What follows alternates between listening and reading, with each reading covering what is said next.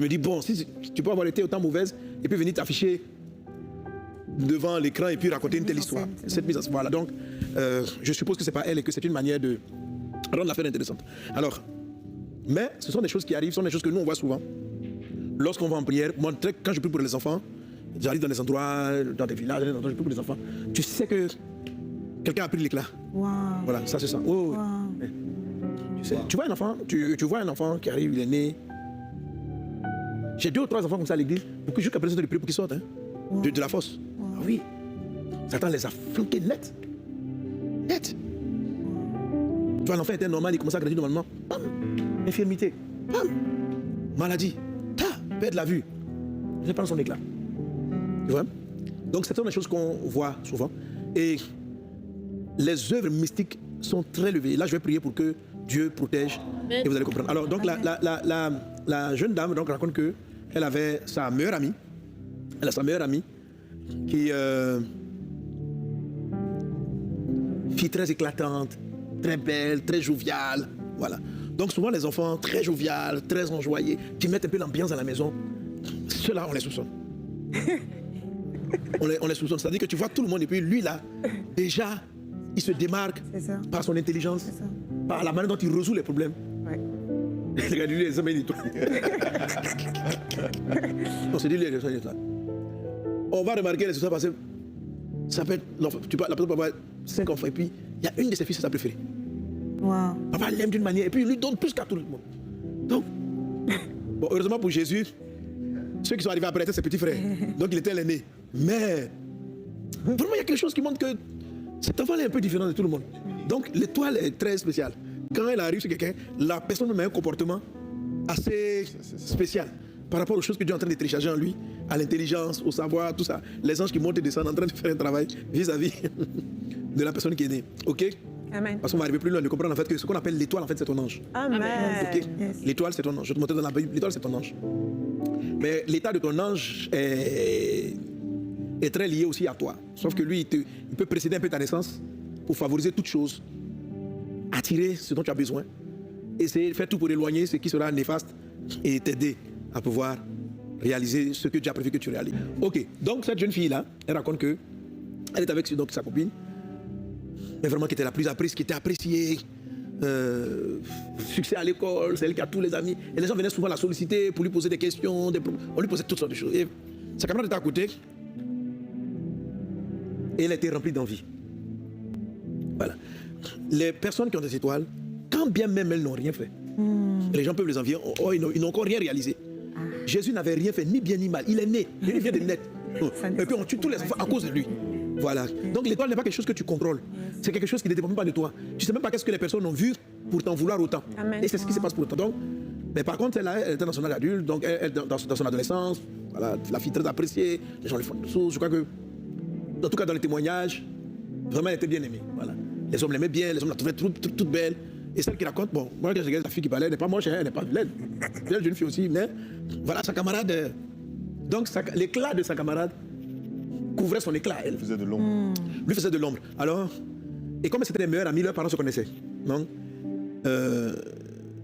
la mère va prendre sa fille et elle va l'amener chez un féticheur. Ils vont aller chez le féticheur pour dire, ah vraiment, ma fille là n'a pas de chance. Les gens ne l'aiment pas, c'est pas vraiment, faut changer cela. Donc dans ce témoignage, donc le marabout, le féticheur, pardon, va lui dire ceci, que ah, tel que je vois là, ton papa a posé des actes qui font que toi tu payes les conséquences et dans ta vie il n'y a pas de, Jean il a regardé son étoile et puis il dit c'est pas, tu brilles pas quoi, tu brilles pas, il n'y a rien sur toi. Donc il a dit à la fille et puis je sais pas dans quel coup, en parlant avec, bon dans le témoignage, en parlant avec le féticheur, il a dit que bon, mais que sa copine brille bien quoi, qu'elle a une amie, sa meilleure amie, elle veut être comme elle. Et le marabout a essayé d'aller voir donc mystiquement l'étoile de cette amie. Et puis il dit ah elle par contre vraiment elle brille. Elle brille. Et ça va aller comme ça, elle a un avenir radieux, tout est ouvert pour elle. Et que bon, ça c'est leur texte, c'est leur destinée à chacun. L'autre là, toi là, tu ne peux pas réussir. Mais ta camarade, elle a réussi dans sa vie même. Et puis elle lui dit, mais on peut faire un échange. Je ne peux pas te donner de l'éclat, mais je peux prendre l'éclat de quelqu'un pour te la donner. Donc ce que c'est besoin de révéler, c'est que Satan ne crée rien. Satan est un voleur. Jésus a dit, Satan est un voleur. Donc Si tu brilles, je vais essayer de prendre ton éclat et puis le transporter à moi. Mais je ne peux pas, Satan ne peut pas créer une étoile. Il ne peut pas créer. Alors, ce qu'elle va faire, c'est de... Et le futur va lui demander, mais bon, voilà, est-ce que vous voulez que je prenne l'éclat de l'autre? Et la jeune fille, sa mère, elle m'a dit, oui, elle veut que... Ma camarade, là, vraiment, elle a trop brillé, elle a trop eu ceci, elle aussi, maintenant, ça laquelle son temps, elle. Voilà, que son ami a entendu qu'il faut que ce soit son temps aussi à elle. Elle se sent tout le temps humiliée. Quand les deux sont assises, les gens ils vont l'oublier, c'est sa camarade qui vont prendre. Si on les appelle, si on les sollicite, on ne la sollicite jamais. Quand les gens demandent de l'aide, c'est forcément à son ami. Bref. Donc, elle dit oui, elle veut lui prendre. Il dit tout, elle veut tout lui prendre. Wow. Et le marabout, le factuel, leur dit, mais si je fais cela, ça peut être très dramatique pour ton ami. Au point où elle peut tomber malade. Voilà. Et la fille dit, même voilà, elle peut avoir un accident, elle est handicapée, en tout cas, défigurée. En tout cas, il faut qu'elle perde quelque chose. Physiquement, elle va perdre beaucoup, professionnellement, socialement, tout ça. Donc, la fille et sa mère, là, donc les méchants dans le film, s'engagent et leur dit, bon, si vous voulez que je fasse le transfert, il fallait 3 choses. Des cheveux, ongles, et puis un dessous. Bref.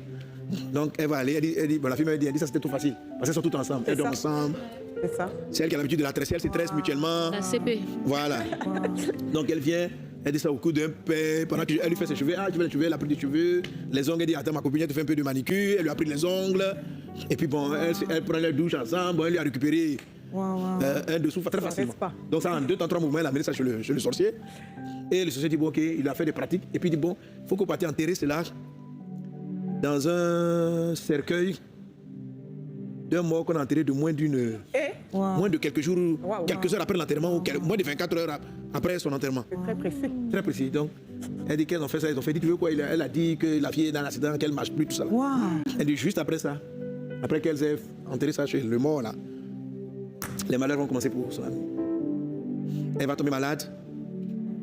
Et la maladie va aller jusqu'à... Elle va perdre l'usage des jambes.